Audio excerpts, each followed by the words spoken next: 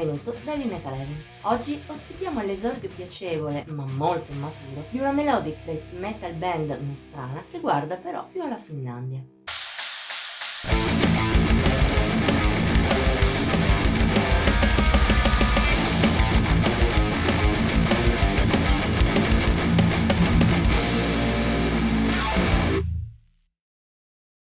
Del sud Europa, ma con lo sguardo rivolto molto più a nord, così si possono descrivere i Niara.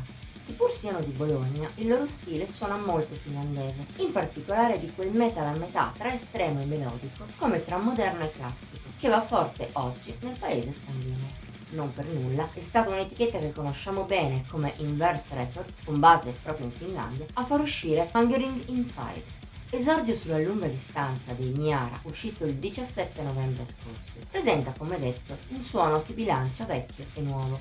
Da un lato, molti riff, specie nei passaggi più pesanti, si rifanno al death melodico tradizionale della scena svedese. Del resto, dalla Svezia proviene anche il cantante Marcus Kristoffersson.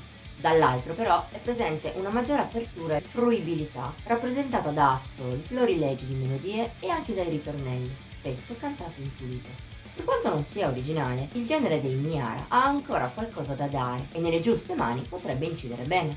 Purtroppo però non è il caso dei bolognesi. In Hungering Inside si sente bene che si sono formati appena nel 2022. I difetti sono quelli tipici di una band al debutto o di una troppo frettolosa, ossia una mancanza relativa di hit e soprattutto una forte omogeneità. In pratica, ogni canzone ha la stessa struttura, fatta di strofe più aggressive e ritornelli più melodici, che peraltro spesso non riescono a essere orecchiabili nella giusta maniera. Il che significa che se quasi ogni brano risulta almeno piacevole se preso a sé stante, nel complesso l'album viene a noia con facilità. La colpa è anche di qualche brutta caduta di stile. La peggiore è Gates of Hell, molto anonima.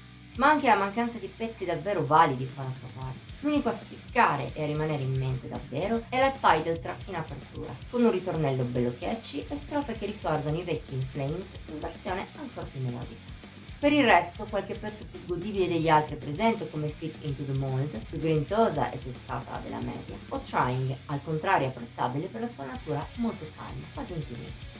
Nessuna di esse però riesce a eccellere. Del resto, lo stesso si può dire in generale per Hungering Inside. Al di là dei suoi difetti, si rivela un album gradevole, specie se ascoltato come sottofondo a mente spenta. I Niara però dovranno lavorare parecchio, specie sull'ispirazione, consapevolezza e varietà delle proprie composizioni, se vogliono fare la differenza.